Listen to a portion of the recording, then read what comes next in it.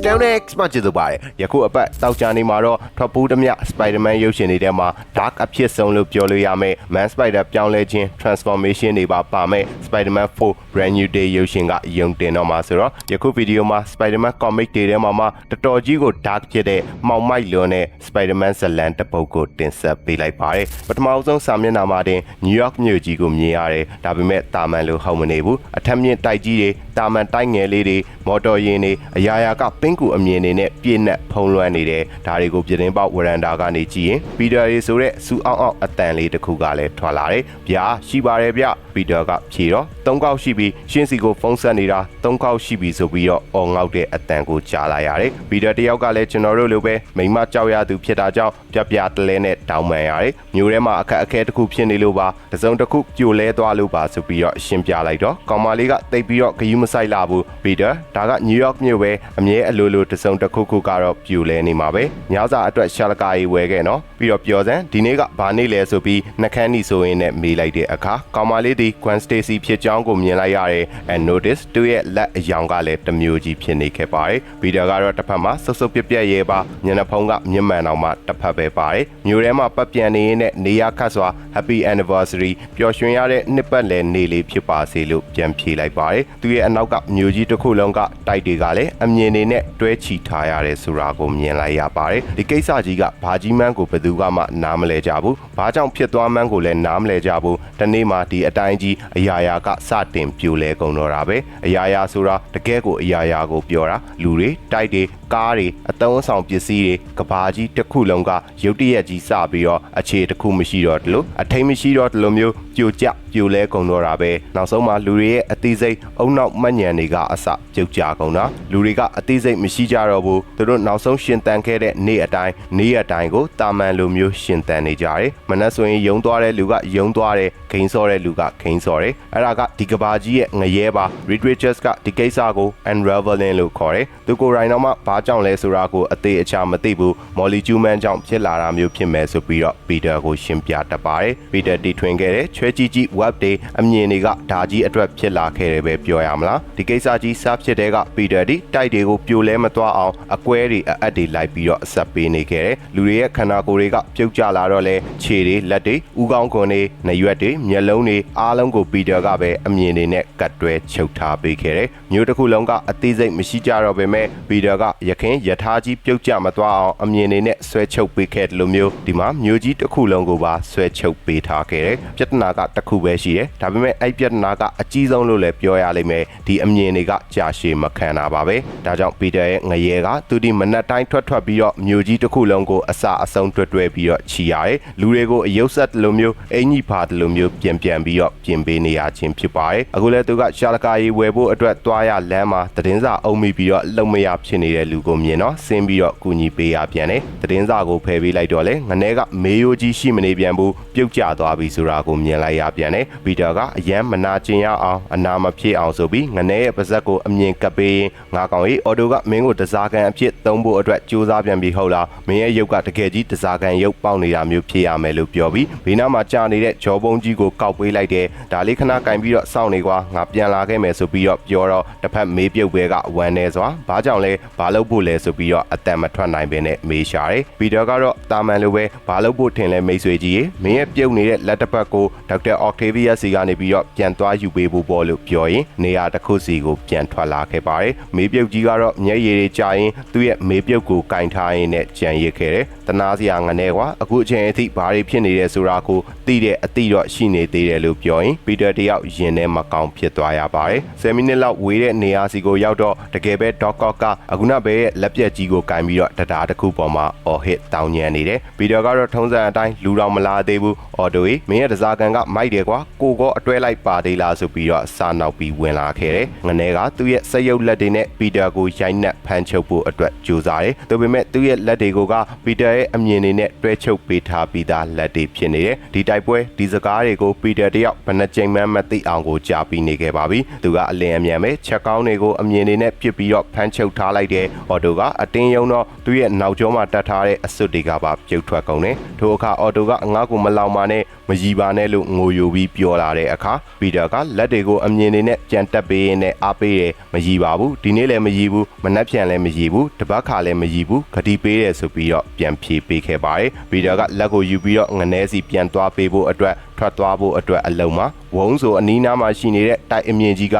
ေမီလိုင်းကြီးတစ်ခုထွက်လာတဲ့ကောင်းကင်မှာဖိုးပုံစံ logo ကြီးတစ်ခုပြောင်းသွားစေလိုက်ပါတယ်သူကိုခေါ်ရဲဆိုတာသိတာကြောင့်ပီတာလည်းအချိန်မဆွဲဘူးတခါတည်းပြန်ထွက်လာခဲ့လိုက်တယ် Baxter Building ကြီးမှာလည်းအရာရာကပြိုလဲပြီးတော့ပင်ကူအမြင်နေနဲ့ကတ်ချီထားရတာပါအထဲထဲမှာဖန်ပြောင်ကြီး၄ခုရှိတယ်အဲ့ဒီ၄ခုတွေကတစ်ခုကပေါက်ကွဲထွက်နေပြီးအထဲကအသွေးဆိုင်တွေအသားဆိုင်တွေကလီစာတွေမြေပြင်ပေါ်မှာရေအိုင်တစ်ခုလိုမျိုးတွဲကျပျက်စီးနေတဲ့ Reed Richards ကြီးကိုမြင်လိုက်ရပါတယ်ပီတာတော်မှကြောက်လက်အံ့ဩသွားရတယ်သူပေမဲ့ငနေကအေးစေးပါဘာမှမဖြစ်ဘူးဆိုတဲ့ပုံစံမျိုးနဲ့ပီတာရောက်လာမှသူ့ဘာသာပြန်ဆန်းထုတ်ပြီးလူတယောက်လိုပုံစံတဖြည်းဖြည်းပြန်ပြီးတော့ပြောင်းပြနေပါတယ်ပြောင်းပြနေရင်မှဟိုဒီပြောတော့ Reed ကပီတာကိုမင်းကအခုအချိန်ထိမိန်းမဖြစ်သူနဲ့စိတ်ကူးရင်ညစာစားနေတာထက်မျိုးကိုပို့ပြီးတော့တာဝန်ယူကြည့်နိုင်မဲ့နီလန်းကိုတွေ့ထားတယ်ဆိုပြီးတော့ပြောပြလိုက်တဲ့အခါပီတာကဒေါ်တာထွက်သွားတယ်တာဝန်ဟုတ်လားငါတညကိုကန်ကောင်းရင်တော့မှ3နာရီပဲအိပ်ရတယ်တနေ့မျိုးကိုအချုပ်လိုမျိုးပတ်ပြီးတော့ချုံနေရတယ်မင်းကငါ့ကိုတာဝန်နဲ့ပတ်သက်ပြီးတော့ပြောပြချင်တာဟုတ်လားဆိုပြီးလေဘင်းကနေဆွဲကင်မာပြီးတော့ပြန်မေးလိုက်မိပါတယ် Reed ကတော့ပီတာကိုစိတ်လျှော့ဖို့အတွက်မှာပြီးအခန်းကြီးတစ်ခုထဲကိုခေါ်လာခဲ့တယ်ရကန်းဆက်လိုမျိုးခြီတွေကိုရထားတဲ့စက်ကြီးတစ်ခုမှာအကောင်းဆုံးခိုင်ခန့်တဲ့ခြီကျိုးချောင်းကြီးတွေကိုပြပြီးတော့ပြဿနာကမင်းရဲ့အမြင်တွေကကြာရှည်မခံခြင်းပဲလေဟုတ်တယ်မလားအဲ့ဒီအတွက်ငါကကိုယ့်ဘာသာ healing လုပ်နိုင်တဲ့ကြိုက်လောက်ဆွဲဆက်နိုင်တဲ့ခြီသားမျိုးကိုထွင်ထားတယ်ဒါတွေကမင်းရဲ့အမြင်နေရာမှာအစားထိုးပေးနိုင်လိမ့်မယ်ဆိုပြီးတော့ရှင်းပြလာတော့ပီတာကလည်းဟုတ်ပါပြီဒါပေမဲ့အဲ့ဒါကဘာကြီးလဲဆိုပြီးတော့ပြန်မေးလိုက်တဲ့အခါ Reed ကအေးအဲ့ဒါငါလက်တကြွယ်ပဲလို့ပြန်ဖြေပြီးလက်တစ်ချောင်းယော့နေတဲ့သူ့ရဲ့လက်ချောင်းတွေကိုထောင်ပြပါတော့တယ်ပီတာကကြကြချင်းမှာရှာထုတ်ပြီးတော့လောင်ပြောင်လိုက်တယ်ဒါကဖြစ်နိုင်တဲ့အရာမှမဟုတ်ပဲဖြစ်နိုင်ရင်တော့မ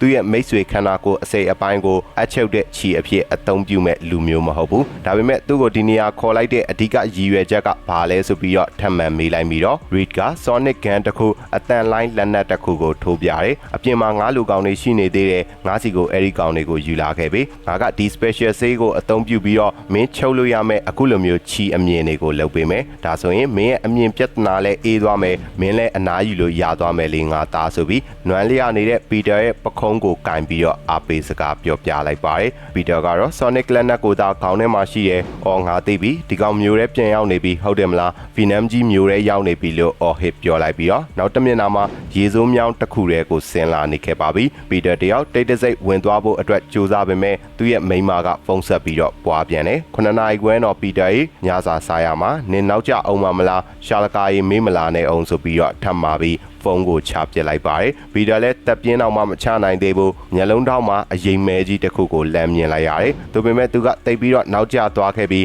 းဗီနမ်အကောင်ကြီးကသူ့ကိုထိုးတယ်ရိုက်တယ်အမဲအောင်အရေးတွေကြားမှာပိတ်လောင်ထားဖို့အတွက်ကြိုးစားပါတော့တယ်ဗီဒါလည်းမတက်နိုင်တော့ဘူးခေါင်းမိုးစီကိုအမြင်ပစ်လိုက်ပြီးနန်းရံကိုဆွဲဆောင်ချပစ်လိုက်တယ်အရာရာပြိုလဲနေတဲ့ကဘာကြီးမှာနန်းရံကိုဆွဲချဖို့အတွက်ဗီဒါတယောက်အားတော့မှတိတ်ပြီးတော့မတုံးလိုက်ရဘူးမျက်နှာကျက်မှာရှိနေတဲ့အုတ်ခဲတွေကစီတန်းပြီးတော့ပြုတ်ကျလာတဲ့မကောင်းဆိုးဝါးကြီးကိုပြီးသွားစေပါတယ်ထိုအခါကျမှအကောင်ကြီးကပီတာကိုရက်လိုက်ဖို့အတွက်ဆက်မချဖို့အတွက်တောင်းပန်တဲ့သူ့ရဲ့မျက်နှာကြီးကိုဖွင့်ချပြပြီးတော့ပီတာကြီးမလုပ်ပါနဲ့အဲ့ဒါကအဲ့ဒီပဲသူသေသွားပြီသူအသက်ရှင်အောင်ငါရတလောက်ကြိုးစားခဲ့ပါသေးတယ်ရှိသမျှလည်းအကုန်ကိုပေးခဲ့ပါတယ်ဆိုပြီးတော့အရှင်းပြလိုက်ပါတယ်ပီတာကဒါကိုကြားတော့ဝမ်းနေသွားရတယ်ဘာလို့လဲမင်းသူ့ရဲ့ခန္ဓာကိုယ်ကနေပြီးတော့ထွက်သွားလိုက်လို့ရတာပဲ host အသစ်တစ်ခုရှာလိုက်လို့ရတာပဲဆိုပြီးတော့မေးလိုက်ပြီးတော့မကောင်းဆိုးဝါးကပြန်ပြီးတော့ဝမ်းနေတန်ကြီးနဲ့ရှင်းပြရှာတယ်သူတို့နှစ်ယောက်ကတကယ်တော့မကြက်သေးတဲ့ဒဏ်ရာနှစ်ခုဖြစ်ခဲ့တဲ့မပြေဆုံးခြင်းတွေနဲ့ကြိုးပြက်ခြင်းတွေကြားမှာတယောက်ကိုတယောက်တွေ့ခဲ့ကြတယ်ကူညီခဲ့ကြတယ်ပေါင်းဆက်နိုင်ခဲ့ကြတယ်အဲ့ဒီကငါရဲ့ host လက်ခံကောင်တတ်ပဲမဟုတ်ဘူးပီတာကြီးအဲ့ဒီကငါအတွက်ခိုလုံရအိမ်တစ်ခုဖြစ်ခဲ့တယ်အခုတော့မရှိတော့ပါဘူးလေမင်းငါ့ကိုယူလို့ကယူနိုင်တယ်ဆိုပြီးတော့ပြောပြလာတော့ပီတာတယောက်မျက်ရည်ဝဲကလက်ကိုအသာရှေ့ထုတ်ပေးလိုက်မိတယ်ဗီနမ်ကလည်းလာဖို့အတွက်ကြိုးစားပါတယ်ဒါပေမဲ့အဆုံးသက်အချိန်ကြမှာပီတာစီကိုမလာဖို့အတွက်ဆုံးဖြတ်လိုက်တယ်အဲ့ဒီနဲ့အတူမြောင်းထဲမှာပဲတေဆုံးသွားဖို့အတွက်ကိုရွေးချယ်လိုက်ပါတယ်ပီတာဒီအချိန်တစ်ခုစာဒါကိုစိတ်မကောင်းဖြစ်စွာရက်ကြည့်နေရင်သူ့ကိုပြေဆုံးစေတဲ့သူ့ရဲ့ခြေရာသူကိုစောင့်နေတဲ့ညစာကိုတတိယသွားတယ်ချက်ချင်းဆိုလိုပဲမိမကြီးလို့អော်ပြီးတော့အိမ်ကိုပြန်ပြေးထွက်လာခဲ့ပါတယ်သူကဖုန်းနဲ့ဇက်တိုက်ဆက်တယ်သူပေမဲ့သူ့ရဲ့မိမကဖုန်းမကင်တော့ဘူးပီတာကကြောက်လန့်လာတယ်သူ့ရဲ့အိမ်အဝါကိုရောက်တဲ့အခါကျမှ ဖုန်းကလည်းပြုတ်ကျပြီးတော့ကွဲသွားတယ်ညနေပြင်မှာသူ့ရဲ့မိန်းမပုံလေးကိုခြေကွဲစွာလမ်းကြည့်လိုက်မိတယ်ဘာလို့လဲဆိုတော့ဘလို့အဆုံးသတ်မယ်ဆိုတာကိုသူကတီးပြီးသားမို့လို့ပဲအိမ်မှာသူ့ကိုစောင့်နေတဲ့သူ့ရဲ့မိန်းမသည်တကယ်တော့တေဆုံးနေပြီးသားပြိုလဲနေခဲ့ပြီးသားထမင်းစားကုန်မှာအမြင်နေနဲ့ကတ်ချီခံထားရပြီးသားဖြစ်နေတာကြောင့်ပါပီတာကသူ့ရဲ့မိန်းမကိုမြင်တော့ခေါင်းကိုငုပ်ထားလိုက်မိတယ်မိန်းမကြီးငါရှာလကာကြီးမေးလာပြန်ပြီလို့မျက်ရည်တွေကြာရင်ပြောလိုက်ပြီးစပွဲပေါ်ကဖျောင်းနိုင်ကိုအသာမုတ်ပြက်လိုက်ပါတယ်တကယ်တော့ပီတာကိုရိုင်းကလည်းယူနေခဲ့တာပါပီတာဒီလည်းအခြားသူတွေအတိုင်းပဲနောက်ဆုံးနေ့မှာသူလှုပ်ခဲ့တဲ့အရာတွေကိုနေတိုင်းပြန်လုပ်နေပြီးတော့ပြိုလဲကြာနေတယ်လို့ပီတာဒီလည်းမနှက်ဆိုရင်သူ့ရဲ့မိန်းမကဖုန်းဆက်တာမြို့ကြီးကိုအချုပ်လိုမျိုးအမြင်နေနဲ့ဆွဲချီချုပ်ရတာနောက်ဆုံးသူမိန်းမမာလိုက်တဲ့ရှာလကာကြီးမေးသွားတာအထီကိုနေတိုင်းဖန်တရားတေအောင်လုပ်နေခဲ့ရခြင်းတပြေးပြေးသူကိုယ်တိုင်လည်းပြိုလဲကြာလာနေခြင်းယူနန်းလာနေခြင်းဖြစ်ပါတယ်ဒီနေ့မှာသူမြင်လိုက်ရတဲ့ဝမ်းနေခြင်းတွေကတိတ်ပြီးတော့များသွားခဲ့တယ်ဒါကြောင့်ပီတာဒီညအချိန်ကြီးမှာရီချီယာအခန်းစီကိုပြန်ပြီးတော့ခိုးဝင်လာခဲ့တယ်ပြီးတော့သူနဲ့ပတ်သက်ပြီးတခုခုမှားယွင်းနေတယ်သူကကြောက်ဖို့ကောင်းနေတယ်ရီဒ်ကတော့ပီတာရောက်လာတာကိုသိပါတယ်မနက်ကပြောတာတွေမှားသွားရင်ခွင့်လို့ပါမင်းချစ်တဲ့သူနဲ့အတူမင်းရှိနေချင်တာအမှားမဟုတ်ပါဘူးဆိုပြီးတော့ရှင်းပြနေတော့မှပီတာကတဖြည်းဖြည်းအနာကိုကတ်လာပြီးရီဒ်ပြထားတဲ့ဆေးရည်နဲ့ရီဒ်ရဲ့ခန္ဓာကိုယ်ကိုထိုးသွင်းပစ်လိုက်ပါတယ်နောက်တနေ့မှာတော့မျိုးကြီးကအပြာရောင်တွေထိန်လင်းပြီးတော့လှပနေပြီးပြန်ပြေမကျသွားတဲ့အမြင်တွေအထိန်နေနဲ့ဆိုတော့လူတွေကလည်းအသက်မရှိပေမဲ့အရင်ခါထက်ပိုပြီးတော့အဆင်ပြေနေကြပြီဒေါက်တာအော်ကတေဗီယပ်စ်ကြီးအောင်မှပတ်စံတွေခိုးပြီးတော့ပျော်ရွှင်နေပြီပီတာလည်းနောက်ဆုံးတော့အနားယူလို့ရနိုင်ခဲ့ပြီးသူ့ရဲ့ဆုံးရှုံးခဲ့ရခြင်းတွေအတွက်ပထမအဦးဆုံးအချိန်ပူဆွေးခွင့်ရနိုင်ခဲ့ပြီးထိုအချိန်မှလည်းပီတာကသူ့အတော်ပြောခဲ့ပူတာတစ်ခုကိုတွားပြီးတော့တတိရလိုက်တယ်တစ်ချိန်ကအန်ကယ်ဘန်ဆုံးပြီးချင်းမှာမေဒီအလုပ်တွေအချိန်ပိုယူပြီးတော့အမြဲလုံနေတာတော့မှညဘက်အိတ်ချိန်တွေမှာပီတာထကြည့်တဲ့အခါသူကလှုပ်เสียမရှိတာတော့မှအိုးခွက်ပကံတွေစေးနေခဲ့တယ်ကြမ်းကင်းတွေကျွေပြားတွေကိုတောက်ပြောင်ဒီအထိစေးကြောနေခဲ့တယ်ပီတာတယောက်စိတ်ပူလို့မေးလိုက်တဲ့အချိန်တိုင်းမှာမေကဒီအတိုင်းကိုဘာသာအလုပ်တွေများနေအောင်လုပ်ထားတာပါပီတာရေတနေ့နေ့ကျနင်လဲနားလဲမှာပါဆိုပြီးတော့ရှင်းပြခဲ့တယ်ပီတာအဲ့ဒီချိန်ကလုံးဝနားမလဲခဲ့ဘူးအခုတော့နားလဲနေနိုင်ပြီထိုချိန်စာအတိုင်းပဲသူရဲ့ဝမ်းနေရခြင်းတွေသူရဲ့ပူဆွေးရခြင်းတွေကိုမျိုးတိတ်ထားပြီးထိန်းချုပ်ထားပြီးတော့မျိုးကြီးတစ်ခုလုံးကိုပတ်ပြန်ပြီးအချုပ်လိုမျိုးချုပ်နေပြီးတော့အလုံးများအောင်လုပ်နေခဲ့တာပါစိတ်ခံစားချက်တွေစီကနေပြီးတော့ထွက်ပြေးနေခဲ့တာဖြစ်တယ်အခုနောက်ဆုံးမှာတော့သူကသူ့ရဲ့တာဝန်တွေကြားမှာယူနန်းသွားခဲ့ပြီးလွတ်ထွက်သွားခဲ့ပြီးနောက်ဆုံးစာမျက်နှာမှာ Reed က Peter ရဲ့နာမည်ကိုခေါ်ပြီးတော့အခုအညီတောင်းနေတဲ့ Peter ကြီးနားတယ်ငါ့ကိုကူညီပါငါ့ကိုလွတ်ပေးပါဆိုပြီးတော့ပြောနေပေမဲ့ Peter ကတော့ Reed ရဲ့ခန္ဓာကိုယ်ဆွဲဆန့်နိုင်ခြင်းကိုမျိုးကြီးတစ်ခုလုံးကိုကယ်တင်ဖို့အတွက်ပတ်ချုပ်ထားဖို့အတွက်အသုံးပြုလိုက်ပြီးရုံညံ့ထားလိုက်ပြီးဆိုတာကိုပြရင်အန်ဒရေဂိုက်ရဲ့အဆိုတစ်ခုတကယ်တမ်းငရဲကြတဲ့အခါအဆိုးဆုံးအရာကအဆိုးဆုံးအပြစ်ပေးခြင်းကတော့လူတစ်ယောက်သူ့ရဲ့ဘဝမှာပြီးဆုံးအောင်မလုပ်နိုင်ခဲ့တဲ့အရာတွေကိုထပ်ခါပြန်ပြီးတော့လုပ်နေရခြင်းပဲဆိုတာကိုရေးသားထားရင်ကောမစ်ကိုအဆုံးသတ်သွားခဲ့ပါတယ်တကယ်ကိုနောက်ဆုံးစာမျက်နှာရောက်မှကြောကိုအေးသွားစေမဲ့ Spider-Man ရဲ့ Dark အဆန်ဆုံးကြောက်စရာအကောင်ဆုံးကောမစ်တစ်ခုဖြစ်ပါတယ်ဘာလို့ Dark အဆန်ဆုံးလို့ပြောရလဲဆိုတော့